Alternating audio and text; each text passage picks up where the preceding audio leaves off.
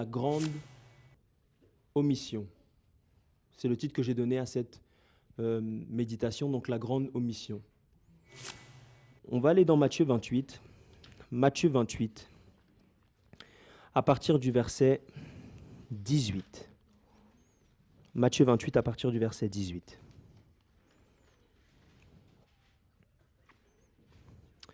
Donc le titre de cette étude est la grande omission.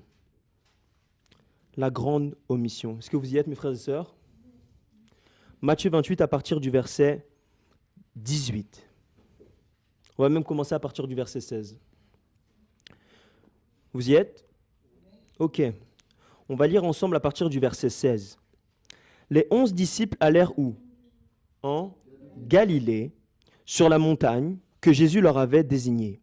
Le verset 17. Quand ils le virent, ils se prosternèrent devant lui, mais quelques-uns eurent des doutes. Le verset 18 nous dit, Jésus s'étant approché leur parla ainsi, et leur dit quoi? Tout pouvoir m'a été donné dans le ciel et sur la terre. Le verset 19, allez, faites de toutes les nations des disciples, les baptisant au nom du Père, du Fils et du Saint-Esprit, et enseignez-leur à observer tout ce que je vous ai prescrit. Et voici, je suis avec vous tous les jours jusqu'à la fin du monde. Dans les églises, dans le christianisme, on appelle Matthieu 18 la grande commission, n'est-ce pas? C'est vrai. Mais le titre de cette étude, c'est la grande omission. Vous savez, quand on dit qu'on omet quelque chose, c'est qu'on oublie ou qu'on passe par-dessus un gros détail.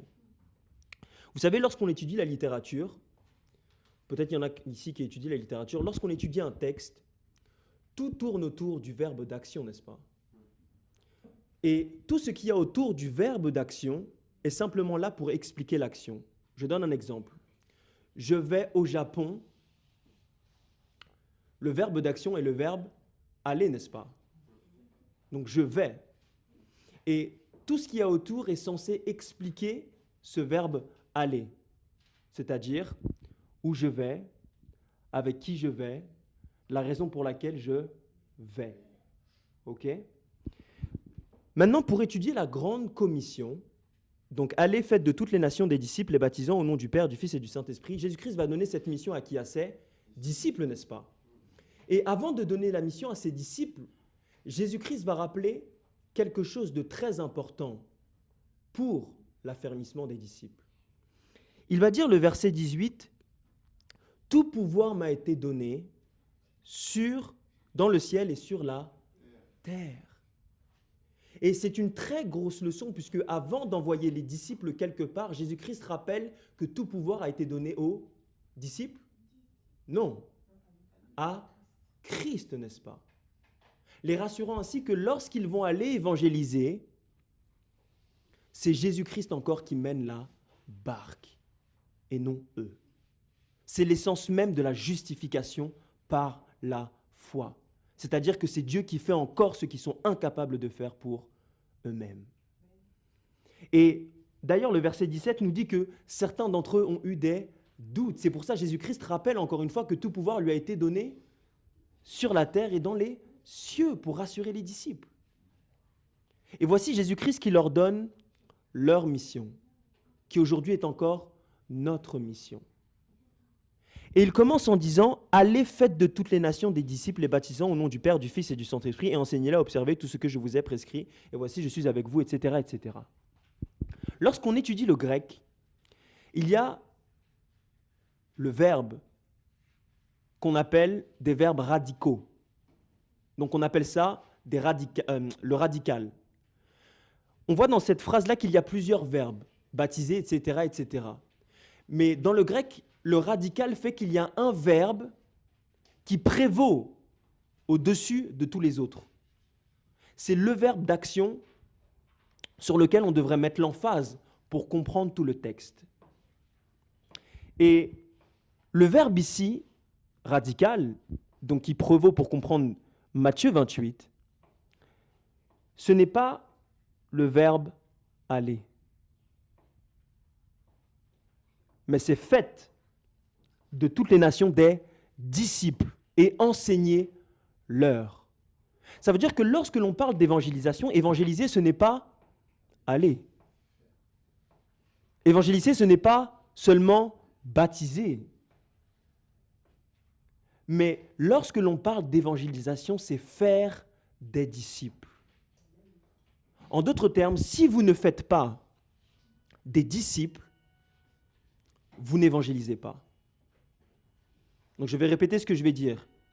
Si vous ne faites pas des disciples, vous n'évangélisez pas. Si vous faites des baptêmes en masse, 1500, 2000, 3000, 1 million de baptêmes, mais que ces personnes-là ne sont pas des disciples de Christ, vous avez omis quelque chose. La grande omission.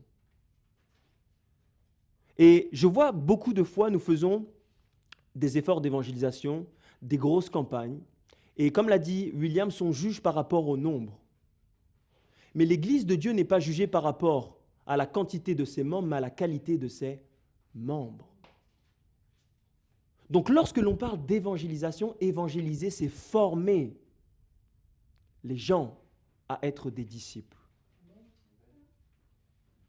Donc il est préférable d'avoir 30, 40 personnes bien formées que 350 personnes non formées. Donc ici, ce n'est pas tout d'aller, mais le plus important, c'est d'être formé et ensuite de former. Vous savez le nombre d'erreurs qu'on a fait depuis des années et des années à faire des grosses campagnes d'évangélisation, mais jusqu'à aujourd'hui, ça n'a pas produit de disciples. Pourquoi ? Parce que si ça avait produit des disciples comme on l'aurait fait depuis tant d'années, Jésus-Christ serait déjà revenu depuis longtemps. Est-ce que vous comprenez ? C'est la grande omission. Mais dans cette grande omission, il y a encore une autre omission. Et pour expliquer un texte, il ne faut pas prendre seulement un texte. Comme l'a dit William, dans Deutéronome 19, le verset 15, on nous dit qu'il nous faut au moins 2 ou 3 témoins, n'est-ce pas ? Et lorsque l'on parle de l'évangile, on nomme Matthieu, Marc, Luc et Jean, n'est-ce pas ? On va voir ensemble qu'est-ce que chaque évangile apporte de plus à cette grande commission. On va aller dans Marc 16, le verset 15. On va voir ce que chaque évangile nous dit. Marc 16, le verset 15.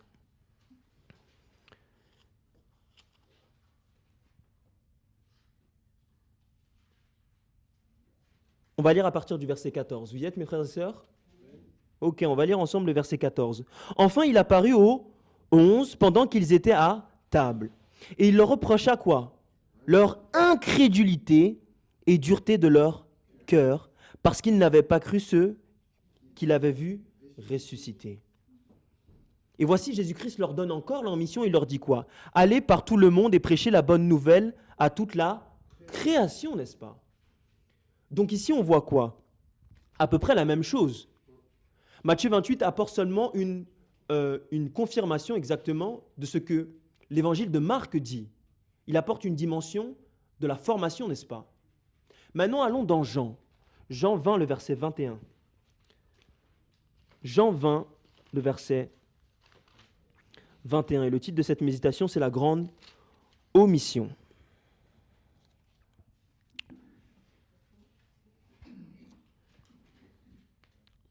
Jean 20, le verset 21. Est-ce que vous y êtes ? Amen. Jean 20, le verset 21. Vous y êtes ? Lisons ensemble. Jésus leur dit de nouveau quoi ? Que la paix soit avec vous. Comme le Père m'a envoyé, moi aussi je vous envoie. Et je n'ai pas trop le temps de parler de ça, mais pour comprendre le rôle du disciple, il faut regarder à la relation qu'avait le Père avec le Fils. Parce que si on a le temps d'étudier ça, vous allez voir que Jésus-Christ était aussi le disciple de quelqu'un, le disciple de son Père. Puisqu'à plusieurs reprises, Jésus-Christ dit « Le Père m'a enseigné et le Père m'a envoyé ». Est-ce que vous comprenez ? Donc pour comprendre même la mission que vous et moi, nous avons, il faut regarder la relation qu'avait le Père avec le Fils. Parce qu'on parle beaucoup de Jésus-Christ et de l'amour effectivement qu'il a donné à la croix. Mais on oublie que c'est le Père qui a envoyé son Fils. Donc pour comprendre la justification par la foi, il faut comprendre aussi l'amour du Père pour l'humanité. Sinon, la justification par la foi que nous prêchons est incomplète. Est-ce que vous comprenez? Donc je vais reprendre. Dans Matthieu 28, on nous dit « Allez, faites de toutes les nations des disciples, les baptisant, et au nom du Père, du Fils et du Saint-Esprit, et les enseignant, n'est-ce pas ?» Dans Marc 16, le verset 15, on nous dit « Allez prêcher à toutes les nations, toute tribu, à toute langue, etc. » Et dans Jean 20, le verset 21, on nous dit que Dieu envoie ses disciples comme le Père a envoyé Jésus-Christ. Maintenant, il nous manque autre chose, l'évangile de Luc. Allons dans Luc 24. Luc 24, parce que Luc, qui a écrit aussi le livre d'Actes, va nous donner la plus grande omission que le christianisme a oubliée. On va lire ensemble Luc 24 à partir du verset 46. Vous y êtes, mes frères et sœurs? Ok. On va lire le verset 46 ensemble. Donc Luc 24, le verset 46. Alors il leur dit, ainsi il est écrit, le Christ souffrirait et qu'il ressuscita des morts le troisième jour, et que la repentance et le pardon des péchés seraient prêchés en son nom à toutes les nations, à commencer par Jérusalem. Vous êtes témoins de ces choses. Et c'est le verset 48 et 49 qui vont nous intéresser ici. Et voici, j'enverrai sur vous ce que mon Père a promis. Mais vous quoi? Restez dans la ville jusqu'à ce que vous soyez revêtus de la puissance d'en haut.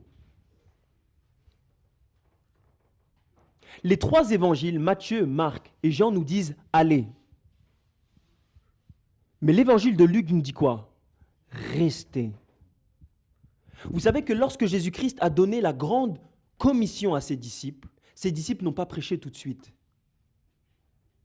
Ils ont d'abord attendu. En d'autres termes, l'évangélisation, lorsqu'on évangélise, évangélisation, c'est aussi attendre. Quel contraste avec ce qui se passe aujourd'hui. Nous voulons aller donner de la nourriture aux pauvres, machin bidule chouette, ce qui est une bonne chose. Nous voulons faire plein de trucs comme ça. Mais lorsqu'on nous pose une question dans la rue pour défendre notre foi, est-ce que Jésus-Christ est-il Dieu? Allô pasteur, j'ai une question. Au lieu de répondre à la personne directement. Vous rigolez mes frères et sœurs, mais c'est terrible. Parce que la Bible nous dit dans 1 Pierre 3 que nous devons être prêts à défendre notre foi. Et comme disait William, c'est la raison pour laquelle, lorsque nous évangélisons, nous ridiculisons l'évangile. C'est parce que la gloire de Dieu n'a pas été manifestée d'abord dans notre vie et dans notre cœur. Pourquoi? Parce que évangéliser, c'est aussi attendre. Je vois des jeunes qui sont zélés, c'est bien d'être zélés. Mais mes frères et sœurs, il faut être formés. Et il faut que le caractère de Christ, nous l'ayons déjà expérimenté, qu'on l'expérimente chaque jour à travers l'abandon et le renoncement de soi-même. Sinon, on va ridiculiser l'évangile. Les deux grandes omissions de la grande commission, c'est la formation, sans lequel, en réalité, on brasse du vent, on n'évangélise pas. Et le deux, c'est attendre. Luc va répéter encore une fois dans Acte 1, le verset 4. Lui qui a écrit, dans Acte 1, je crois que c'est le verset 4, il va dire ceci. Comme il se trouvait avec eux, il leur recommanda de ne pas s'éloigner de Jérusalem et d'attendre ce que le Père avait promis, ce que je vous ai annoncé, leur dit-il. Donc les disciples vont encore attendre avant de prêcher l'évangile. Si les disciples n'avaient pas attendu l'effusion du Saint-Esprit, impossible qu'il y ait 3000 baptêmes juste après. La raison pour laquelle lorsque nous allons évangéliser, il ne se passe rien du tout ou peu, c'est parce que les ouvriers ne sont pas remplis du Saint-Esprit. Et c'est ça la grande omission, mes frères et sœurs. Parfois, je vois des petits jeunes qui veulent absolument, oui, on veut prêcher devant 350 personnes. Mais ils oublient qu'ils doivent attendre le temps marqué. Comme la graine qui reste enfouie sous la terre pendant un moment, avant de grandir.